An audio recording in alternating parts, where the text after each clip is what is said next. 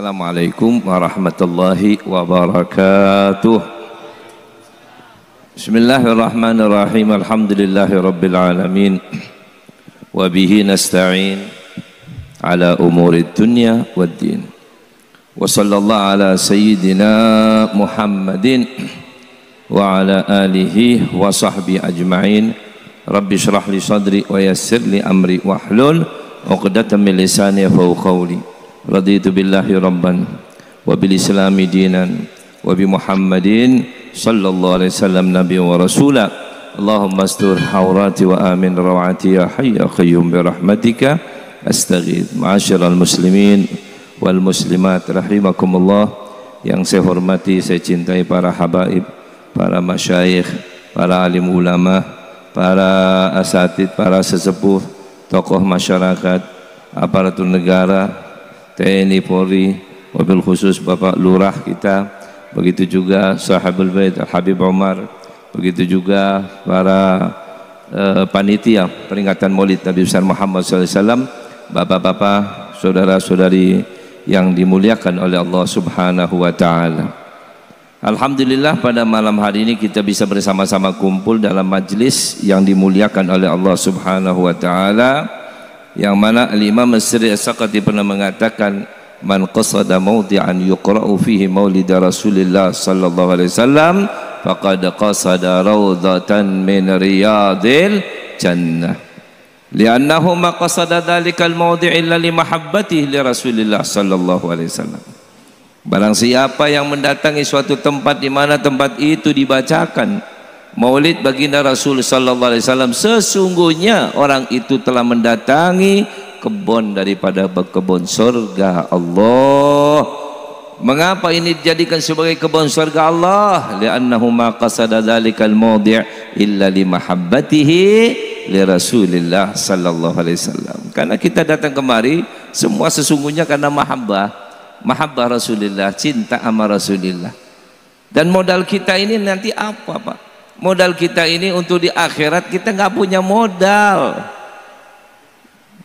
Coba saya mau nanya aja sedikit aja pertanyaan buat kita semua. Sering saya pertanyakan ini. Anda jujur jawab dengan jawaban yang sejujur-jujurnya. Kira-kira sampean semua itu banyak dosa apa pahala? Banyak dosa apa pahala? Orang banyak dosa masuk surga apa neraka? Jelas? Coba bayangin. Betul, Pak? Kita semua mengakui kok kita banyak dosa, dan kita tahu orang banyak dosa bukan masuk surga, masuk neraka. Tapi pertanyaannya, jawab dari hati nurani Anda yang paling dalam. Anda yakin nggak masuk surga? Yakin nggak? Yakin. Yakin ente. Kalau Anda nggak yakin, nggak bisa duduk kayak gini sampean. Kita nggak bisa duduk kayak gini, nggak bisa, Pak. Kalau sampean terancam mau neraka ente, mati neraka ente, mati neraka, nggak bisa tenang kita. Pertanyaannya kembali, kalau Anda yakin masuk surga, apakah Anda mau masuk surga dengan membawa sholat Anda? Apa dengan sholat itu Anda masuk surga? Enggak. Coba kita cek sholat kita. Sekian banyak kita sholat, satu aja yang Anda mengatakan, alhamdulillah Bib, saya sudah sholat 100%, sholat saya benar sesuai dengan apa yang diperintahkan oleh Allah dan Rasul. Pak, dulu Imam Ali bin Abi Thalib, ya, pernah menguji sama salah satu ya sahabat-sahabat beliau lah, orang yang hidup pada zaman beliau. Ini Imam Ali bin Abi Thalib. Dia mengatakan apa?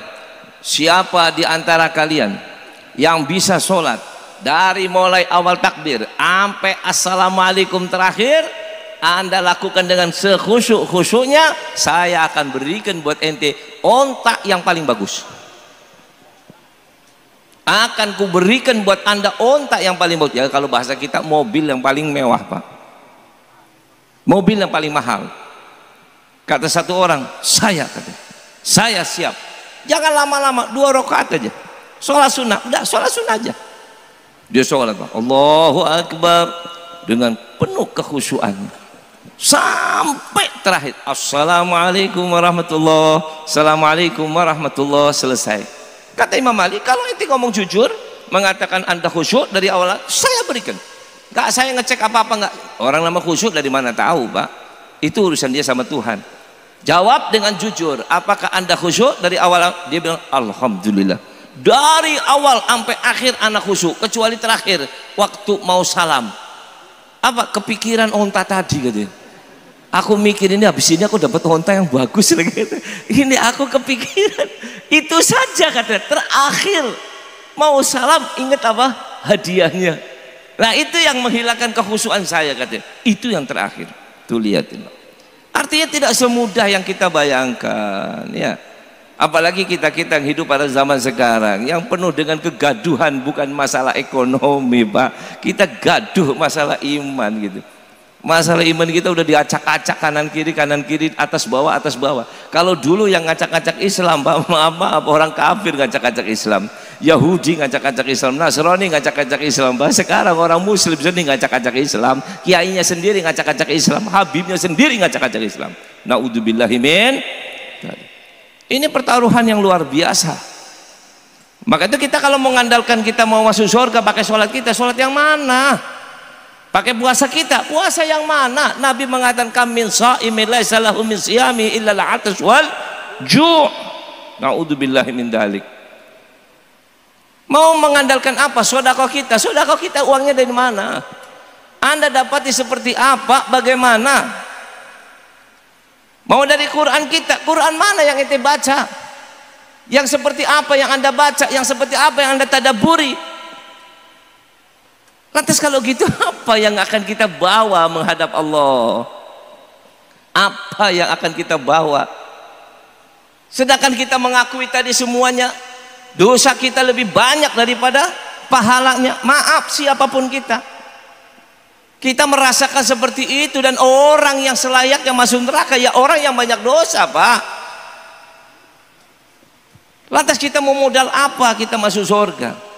Modal apa? Apa kata Nabi SAW pada akhir hayat beliau? Beliau mengatakan ana lahiqun ila rabbi. Lihat bahasa Nabi. Nabi ini rahmah. Nabi ini raufun rahim. Nabi ini luar biasa Pak. Saking sayang sama kita, tanggung jawab sama kita, nggak peduli Pak segala sesuatunya Pak. Pak, kalau orang sayang sama orang nggak mau lihat amalan orang, ya nggak mau lihat Pak. Tadi baru dibilang kalau orang lewat sini aja assalamualaikum sama Habib Umar, tetangga yang punya rumah, ya. Sehari sekali ketemu, lewat lagi Habib lagi duduk kan, Beb, assalamualaikum Beb, waalaikumsalam, Beb, assalamualaikum Beb, itu pasti akan dikenal, ya. Suatu saat ketemu di mana dia lagi ada masalah, pasti akan ditolong, dibantu Pak, nggak pakai nanya, lu orang baik kagak, nggak nanya, ya. Lu masalahnya apa, nggak mau nanya, yang ada adalah lu akan kubantu, selesai. Nggak mau ngurus itu urusan anda, punya dosa itu lain urusan. Nah ini Nabi mengatakan ana lahiqun ila rabbi, sekarang aku mau bertemu dengan Allah. Maka apa kata Rasulullah? Wa antum, hai umat Nabi Muhammad, lahiquna bi, artinya kau nanti di akhirat temuin aku, cari aku, bukan cari Tuhan. Anda punya amalan apapun, anda ngadep Gusti Allah Pak, selesai ente, dihisab selesai. Jangan harap ente masuk surga. Tetapi kalau anda, kata Nabi, nanti di akhirat jangan kemana-mana, cari aku. Nabi pun nyari sampean. Anda cari Nabi kan kelop, yang ono nyari sini, yang ini nyari sono, selesai Pak, selesai. Kalau anda sudah ketemu dengan Nabi, selesai Pak. Makanya bahasa Nabi mengatakan fawailun liman la yarani yaumal qiyamah, celaka buat orang yang kagak ketemu sama aku. Siapapun kata Nabi nggak ketemu sama aku, wailun, neraka wail, neraka jahanam, liman la yarani yaumal qiyamah. Naudzubillah. Makanya kita semua kumpul-kumpul gini ya, modal kita cinta, mahabbah kepada Nabi, kepengin dikenal Nabi. Kalau kita udah kenal Nabi, dikenal sama Nabi, di sini nginget-nginget Nabi, majelis-majelisnya Rasul kita hadir, dan Nabi itu hadir secara rohani, hadir. Al hadiru liman yusalli alaih. Nabi itu menghadiri, mendatangi, mendapatkan orang yang bersolawat kepadanya, hadir. Ruhaniah Nabi itu luar biasa, gak seperti yang kita bayangkan. Jadi nggak usah kita mikir maulid gini, apakah maulid ini, maulid itu, maulid ini, maulid itu yang akan Nabi datang. Kalau ini maulid Nabi nggak datang, yang itu datangnya gini. Enggak. Ente sholawat aja udah Nabi datang.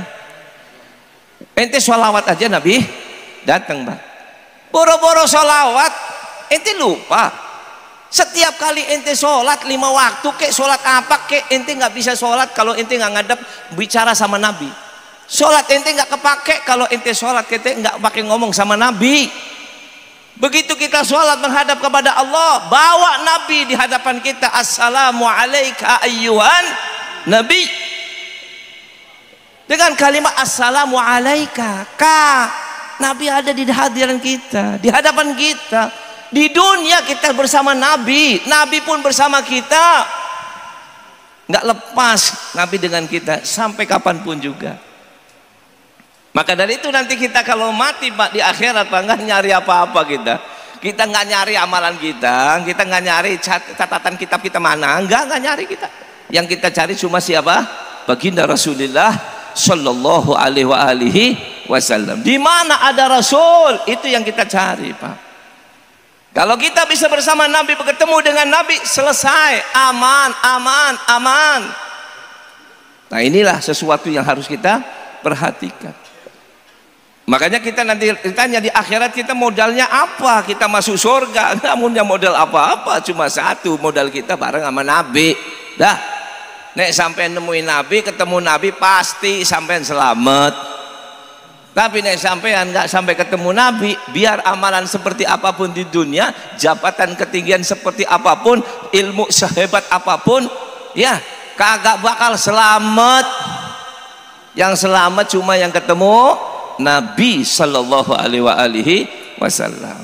Maka dari itu, untuk meningkatkan rasa mahabbah dengan sholawat, supaya ada silah baina Rasulullah SAW, supaya meningkatkan mahabbah dengan peringatan Maulid Nabi Muhammad Sallallahu Alaihi Wasallam. Kemudian yang warning Pak, ini yang saya ingin sampaikan, hati-hati satu perkara, hati-hati. Maaf, nek sampai dosa, urusan dosa lain, ini perkara yang ini lain Pak. Kalau kita punya masalah sholat kita, ada urusan dosa. Masalah puasa kita urusan dosa Pak. Masalah zakat kita urusan dosa, muamalah kita urusan dosa. Tapi ini bukan masalah urusan dosa Pak. Apa kata Allah? Wa ma kana lakum an tu'du Rasulullah. Jangan sekali-kali kalian menyakiti Rasulullah. Jangan sekali-kali kalian menyakiti Rasulullah. Jangan sekali-kali kata Allah yang maha pengasih penyayang, Allah yang pencinta nabinya, Allah yang memuliakan nabinya, Allah yang mengutamakan nabinya, Allah yang memberi segala sesuatu kepada nabinya. Demi Nabi Muhammad kau diselamatkan oleh Allah. Maka Allah memerintahkan kepada kita, wa ma kana lakum an tudu Rasulullah. Kata Allah, jangan sekali-kali ya, tolong jangan sekali-kali kalian menyakiti Rasulullah. Jangan sekali-kali Pak menyakiti keluarga Nabi. Man ada kharabati faqad adani wa man adani faqad adallah. Nyakiti keluarga Nabi Pak, anak keturunan Nabi Pak, nyakitin Nabi Muhammad Sallallahu Alaihi Wasallam, nyakitin Nabi Muhammad Pak, hei, nyakitin Nabi Muhammad Pak, nyakitin Gusti Allah. Maaf, gara-gara ente nyakitin durian Nabi, ente udah nyakitin Nabi, nyakitin Allah, sampai ente nggak kenal sama nama Allahnya ente sendiri. Ada nggak yang kayak gitu tuh? Sampai nggak kenal Tuhannya sendiri. Ada nggak itu? Kira-kira modalnya apa? Kok bisa anak TK aja kenal sama Tuhannya? Kok bisa orang udah segede itu kok nggak kenal Tuhannya? Jawabannya cuma satu Pak. karena nyakitin keluarga Nabi Muhammad, karena menyakiti keturunan Nabi Muhammad, Allah kunci dia punya hati. Sehebat apapun kau punya kedudukan, sehebat apapun kau mempunyai segala sesuatunya, sehebat apapun, Allah akan kunci ente punya hati. Ente nggak kenal sama Tuhan ente. Sedangkan kita umat Islam, apa yang harus katakan? Wa awwalu wajibin 'alal insani ma'rifatul ilahi bistiqani. Ini sampai gak kenal, katanya sholat tapi gak kenal Tuhannya. Gimana itu? Ya, ada satu ulama minas sholihin, dia sholat di belakang seorang di belakang seorang imam. Ini imam Pak 20 tahun sholatnya, kalau dilihat paling khusyuk. Si makmum yang di belakang, ini ulama tadi di belakang, dia mengatakan, wallah, kata ana menjadi makmum sama dia 20 tahun 5 waktu nggak pernah ketinggalan. Kenapa? Saking khusyuknya ini orang. Aku kagum sama ini orang, saking bangganya senangnya aku sama ini orang, aku tidak pernah meninggalkan 20 tahun 5 waktu sholat berjamaah dengan orang ini. Setelah 20 tahun ini ulama tadi bilang gini, maaf Pak Kiai, Pak Ustadz, Anda sebagai orang yang jadi imam 20 tahun saya ikutin, 5 waktu jadi makmumnya ente, karena saya lihat kekhusyuan. Kalau boleh tahu, kepengen belajar saya gimana cara khusyuk seperti ini. Kok bisa gitu loh, saya aja nggak bisa, nggak berani jadi imam depannya ente, nggak berani. Ente hebat. Apa jawaban dia? Begini katanya, orang jadi imam itu gampang, ente mau khusyuk gampang. Gimana caranya? Ente waktu sholat, Tuhan ente taruh di depan ente. Jadi kalau saya sujud di kaki Tuhan. Saya itu menghadap Tuhan, lihat Tuhan di depan mata saya, Tuhan ada di mata saya, di depan saya. Apa jawaban ulama itu? Inna lillahi wa inna ilaihi. Aku harus menggodoi sholatku 20 tahun yang lalu. Kenapa? Ternyata ini sholat nggak kenal Tuhannya, Pak. Dikira Tuhannya itu seperti ya, dikira Tuhan itu dibayangkan kayak raja duduk di depannya dia sholat, ini raja duduk. Nah, ini Tuhan saya, ini raja. Sujudnya segala macam, jadi sujud di depan raja, ya, rukuknya di depan raja, itu Tuhannya. Apa kata dia? Kalau begitu sholat saya wajib saya godoin 20 tahun. Innalillah. Kenapa? Karena nggak kenal Tuhannya, ya. Dan saya belum pernah dengar, Pak, ada satu segini banyaknya bahkan rakyat Indonesia belum pernah dengar ada orang yang jelas-jelas nggak kenal Tuhannya, Pak, yang nggak kenal Tuhan. Tapi kenapa kok ada juga yang nggak kenal Tuhannya? Kenapa itu semua? Apa kebodohannya? Bukan. Ya, apa tidak mengerti? Bukan. Tapi apa itu? Karena kedengkiannya kepada dzurriyyah Nabi Muhammad sallallahu alaihi wasallam. Ente nyakitin anak keturunan Nabi Muhammad, benci kepada anak keturunan Nabi Muhammad, maka Nabi pun tersakitinya. Nabi tersakiti, Allah pun tersakitinya. Allah tersakiti, maka terkunci ente punya iman. Anda sholat Anda tidak ada yang sah sama sekali, karena Anda tidak menyembah kepada Allah subhanahu wa ta'ala. Inna lillahi wa inna ilaihi rajiun. Makanya Allah mengatakan, wa ma kana lakum an tu'dhu Rasulullah. Jangan kamu nyakiti Nabi Muhammad. Dan bagaimana kalau orang nyakiti Nabi Muhammad, emang efeknya seperti apa? Apa kata Allah SWT? Innal ladzina yu'dhuna Allah wa rasulahu la'anahumullah fid dunya wal akhirah. Siapa orang yang menyakiti Allah dan Rasulnya, mal'un, itu orang terkutuk dunia maupun akhirat. Nah, kalau terkutuk itu artinya apa? Jauh dari rahmat Allah, jauh dari kebaikan, jauh dari apa lagi? Jauh daripada ampunan, jauh dari hidayah, jauh dari taufik. Orang kalau sudah mal'un mau jadi apa, Pak? Apa yang mau diharap? Yang ngomong siapa? Gusti Allah. Innal ladzina yu'duna Allah wa rasulahu la'anahumullah fid dunya wal akhirah wa a'adda lahum adzaban muhina, dan akan Allah janjikan kepada mereka suatu penyiksaan yang menghinakan mereka.